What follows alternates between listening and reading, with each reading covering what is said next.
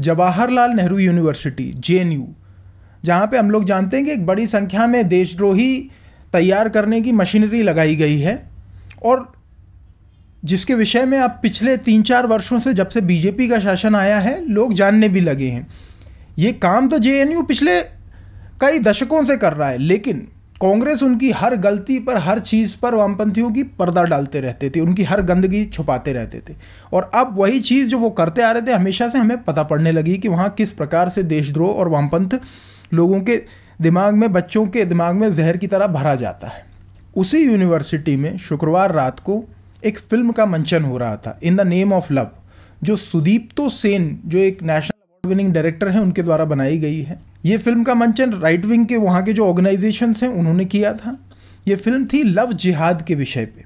Love जिहाद एक global issue है, जिसमें बेसिकली जो जिहादी हैं वो इस्लाम को बढ़ाने के लिए, इस्लाम से प्रेरित होकर, क्योंकि उन्हें पूरी दुनिया दारुल इस्लाम बनानी है, उससे प्रेरित होकर जो गैर मुसलमान लड़कियां हैं उनको अलग अलग प्रकार से टारगेट करते हैं कि किसी भी प्रकार से उनको वो इस्लाम में लेके आए, चाहे शादी करके, चाहे ब्लैकमेल करके, चाहे किसी भी प्रकार से। उद्देश्य ये रहता है कि एक लड़की आप गैर मुसलमान की इधर ले आओ और उसके बाद जो बच्चे होंगे आपकी शादी से वो भी मुसलमान होंगे। तो ये स्ट्रैटेजी, और ये कोई भारत में ही नहीं है, यूरोप में भी लोग इससे परेशान हैं, ऑस्ट्रेलिया में भी परेशान है, इंडिया में भी परेशान है, और सिख भी परेशान है, हिंदू भी परेशान है, क्रिश्चियंस भी परेशान है, बुद्धिस्ट भी परेशान है। और ये जो लव जिहाद का विषय है, इस पर ग्लोबली अलग अलग संप्रदाय मत के लोगों ने गंभीर चिंता व्यक्त की है।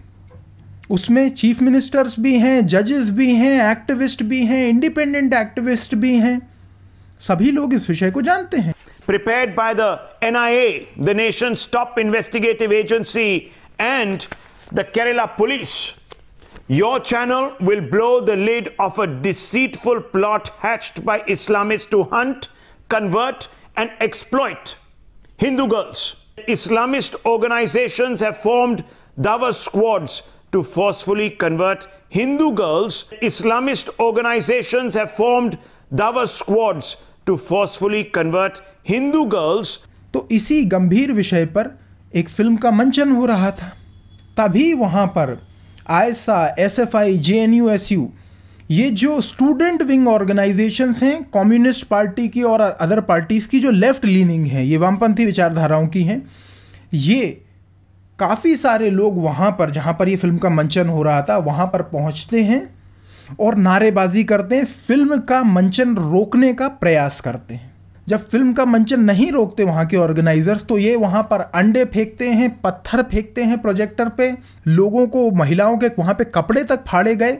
और वहाँ पर जो फिर जब ये सब करके ये लोग कर रहे थे, उसके बाद इन्होंने वहाँ से भागने का प्रयास किया। जब लोगों ने प्रतिकार किया तो फिर ये लोग एक गाड़ी के अंदर बैठकर, ये जो गुंडे थे वामपंथी, एक गाड़ी के अंदर बैठकर, जिसमें एक मोहित पांडे नाम का व्यक्ति था जो आयसा का जुड़ा हुआ मेंबर है और पहले JNU का प्रेसिडेंट भी रह चुका है, वो गाड़ी भगाते हुए ले गए और उन्होंने वहाँ पर जो एक गार्ड था उसके ऊपर से गाड़ी चढ़ा दी।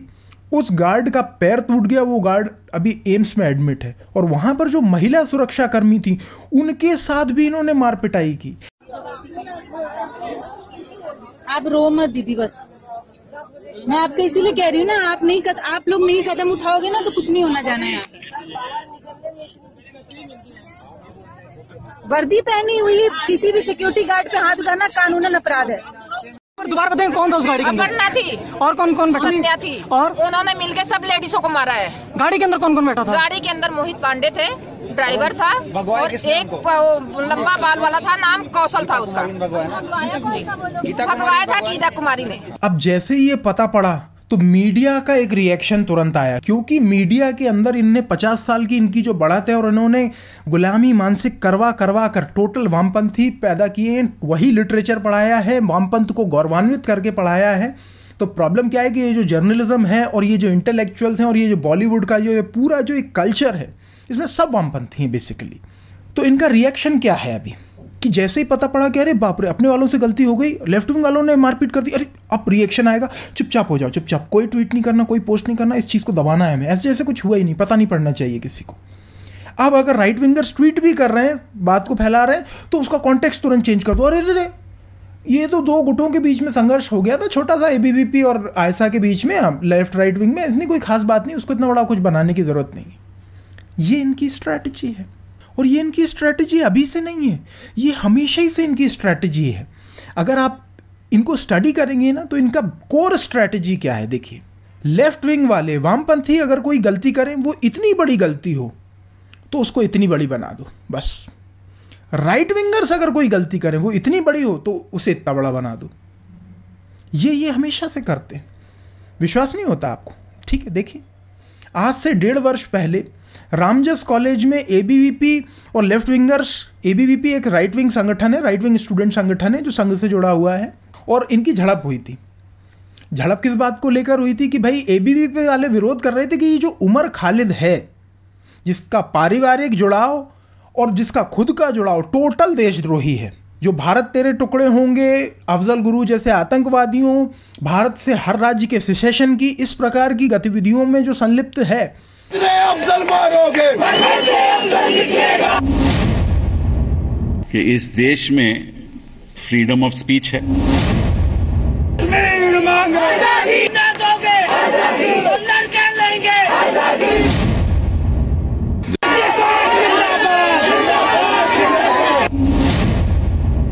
हमें अपनी बात कहने का हक है। कितने अफजल मारोगे, घर से अफजल निकलेगा। कितने मकबूल मारोगे, घर से मकबूल निकलेगा। Right to secession long live, long live, long live. Right to secession long live, long live, long live.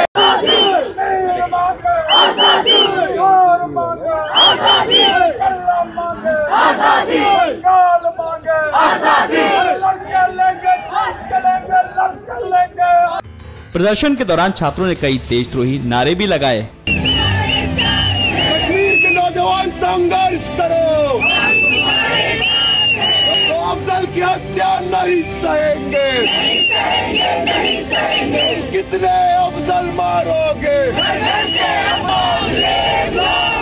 9 फरवरी को जेएनयू में जो कुछ हुआ उसके पीछे उमर खालिद का सबसे बड़ा रोल है। डेमोक्रेटिक स्टूडेंट यूनियन के बैनर तले खालिद ने भी उस दिन अफजल गुरु की बरसी पर कार्यक्रम का आयोजन करवाया था। इस व्यक्ति को वो रामजस कॉलेज में नहीं बोलने देंगे, ये विरोध था उनका। इस बात को लेकर उनकी झड़प हुई। अगर हम इनकी बात मान भी लें कि जो उस समय इन्होंने प्रचारित किया था कि एबीवीपी के लोगों ने, राइट विंगर्स ने लेफ्ट विंगर्स को मारा, मार पिटाई की, झड़प हुई, अगर इनकी बात को भी मान लें, हालांकि उसमें बहुत सारी चीज़ें थी, लेकिन मैं तो बोल रहा हूँ इनकी बात को मान लेते।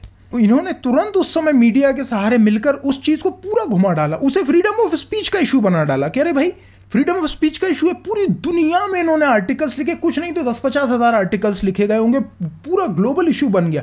उसमें से नए नए हीरोज निकल के आ गए। गुरमेहर कौर, अरे बाप रे, यूथ आइकॉन कैसे बन गई पता नहीं। भाई बेसिकली इंडिया में यूथ आइकॉन बनने के लिए, बुद्धिजीवी बनने के लिए आपको कुछ चाहिए ही नहीं ना, सिंपल। संघ, राइट विंग और हिंदुत्व का विरोध करो, आप बन गए बुद्धिजीवी, बन गए यूथ आइकॉन। तो सिंपल, उन्होंने यूथ आइकॉन उसको बना डाला, बुक्स के कॉन्ट्रैक्ट्स दे डाले, 50 जगह अपीयरेंस कर दिया, ये पूरा का पूरा फैब्रिकेट कर डाला। अब अगर किसी भी मूर्ख को भारत में लगता है कि भारत का मीडिया, इंटेलेक्चुअल्स, बॉलीवुड और इंटरनेशनल मीडिया पक्षपाती नहीं है, तो ये विषय भी वैसा ही है। उस समय राइट विंगर्स ने लेफ्ट विंगर्स की मार कुटाई की थी, आपने उसे ग्लोबल इशू बना दिया। जितना कवरेज आपने उस समय दिया था, इस समय लेफ्ट विंगर्स ने राइट विंगर्स को मारा है। उस इशू की तुलना में आप 90% कवरेज दे दो, 50% दे दो, चलो 20% दे दो, नहीं दोगे, नहीं दोगे। क्यों दोगे भैया? अगर अभी आप इशू पे कवरेज देने लगोगे तो आपकी विचारधारा, आपकी सारी चीज़ें एक्सपोज होने लगेगी। आप अपने वालों को क्यों एक्सपोज करोगे? नहीं दोगे। और अभी अगर आप इनको ऑनलाइन देखेंगे ना, तो ये लोग कर क्या रहे हैं? पूरी चीज़ को उल्टा करने का कोशिश कर रहे हैं। वो ये बोल रहे हैं कि भाई हम लोग तो वहाँ पे शांति से खड़े थे, एबीवीपी वाले लोगों ने हमें मारना चालू कर दिया। अब आप लोग एक बात बताइए, थोड़ा सा लॉजिकली सोचिए, जो राइट विंग लोग थे वो तो अपनी फिल्म का वहाँ पे प्रदर्शन कर रहे थे, एक जगह प्रदर्शन कर रहे थे। अब आपको अगर दिक्कत थी उनकी फिल्म से कि भाई आप नहीं देखना चाहते, तो आप वहाँ क्यों गए थे? अब आप वहाँ पे गए, आपने वहाँ पे नारेबाजी की।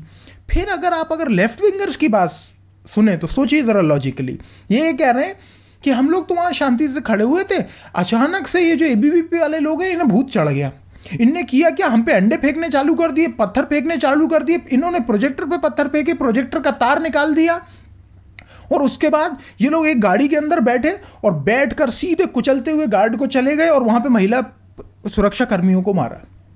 भाई ऑब्वियस सी बात है, ये सब झूठ है और बेवकूफ़ी है, झूठ बोल रहे हैं ये लोग, हमेशा से झूठ बोलते हैं।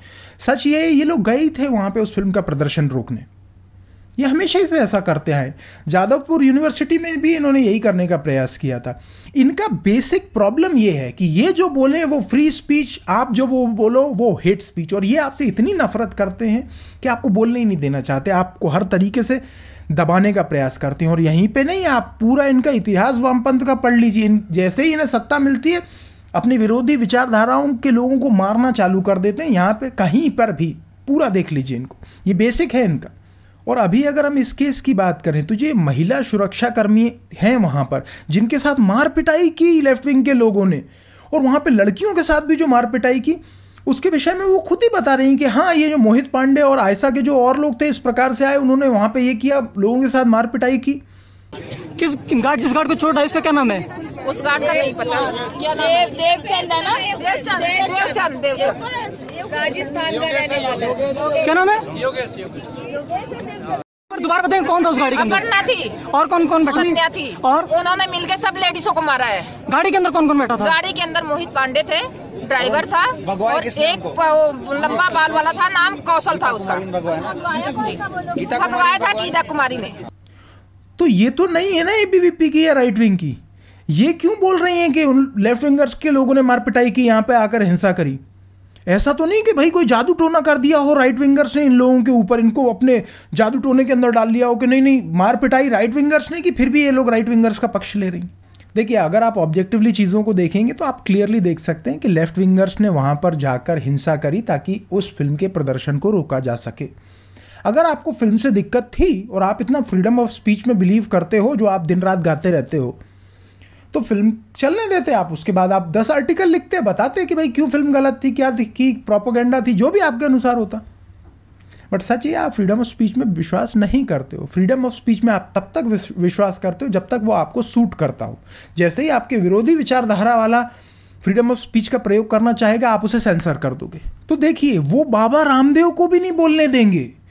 लेफ्ट विंगर्स ने बाबा रामदेव को भी नहीं बोलने दिया था जेएनयू में कि भाई कारण, अरे बहुत रिग्रेसिव आदमी है, इतना गंदा आदमी जेएनयू में आएगा, जेएनयू गंदी हो जाएगी, इतना रिग्रेसिव आदमी नहीं आ सकता, इसके लिए कोई फ्रीडम ऑफ स्पीच नहीं है। तो समझिए आप इनकी ताकत। वो टेररिस्ट को भी डिफेंड कर लेंगे, अफजल गुरु की भी बरसी मना लेंगे, देश के टुकड़े करने की भी बात कर लेंगे, हिंदू धर्म को दिन रात गालियां दे लेंगे, दुर्गा माँ को वेश्या बोल देंगे, राम का पुतला जलाने की बात करेंगे, सारी चीजें कर लेंगे, और ये सब फ्रीडम ऑफ स्पीच है। और दूसरी तरफ बाबा रामदेव को भी नहीं बोलने देंगे। क्यों? क्योंकि ये उनके अनुसार हिट स्पीच हो जाएगा। लव जिहाद पे बात नहीं करने देंगे क्योंकि ये हिट स्पीच हो जाएगा, और उस पर हिंसा करेंगे। समझ रहे हैं आप उनकी ताकत? और ये वो कर भी सकते हैं और करते आ रहे हैं लगातार। क्यों? क्योंकि वही तो बैठे हुए हैं पूरे मीडिया में, वो पूरे मीडिया को डोमिनेट करते हैं और चीज़ों को, मैं फिर से बोलूँगा, राइट विंगर अगर इतनी गलती करेंगे तो वो अपना मीडिया का प्रयोग करके उसे ग्लोबल इशू बना देंगे, ग्लोबल न्यूज़ बना देंगे, और इतनी सी गलती को इतना बड़ा कर देंगे।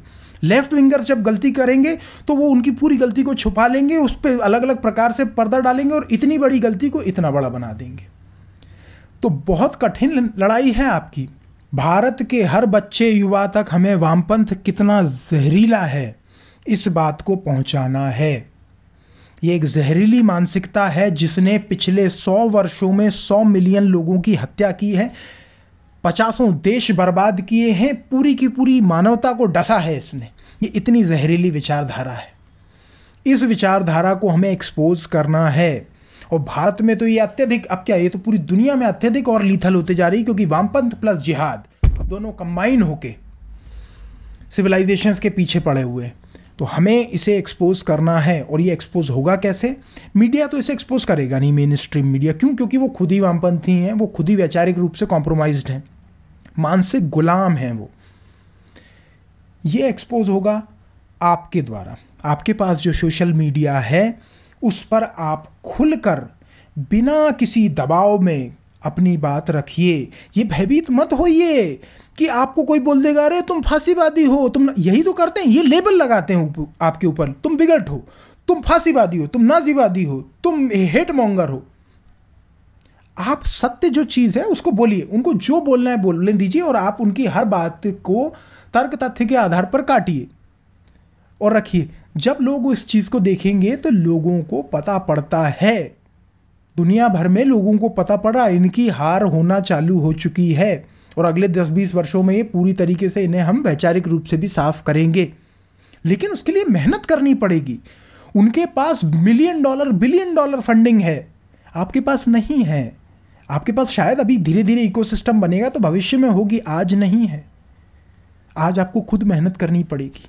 तो इस वीडियो को और इस प्रकार के जो वीडियोस जो भी बनाते हैं राइट विंगर्स, इन लोगों को रिफ्यूट करते हुए उनको शेयर करिए खुल के, उसमें समस्या क्या है? आपको सिर्फ शेयर ही तो करना है, उससे वो चीज़ लाखों लोगों तक पहुंचती है। लाखों लोगों को का एक ओरिएंटेशन होता है, उनको एक ऑल्टरनेटिव पर्सपेक्टिव पता पड़ता है। और जितने भी लेफ्ट विंगर्स और वामपंथी मेरे वीडियो को देख रहे हैं और जितने भी वीडियोस मैंने बनाए हैं अभी तक, मैं आप सभी लोगों को चैलेंज कर रहा हूँ।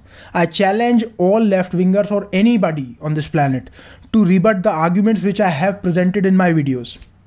You simply can't, because those are hard core facts, arguments which you simply can't refute.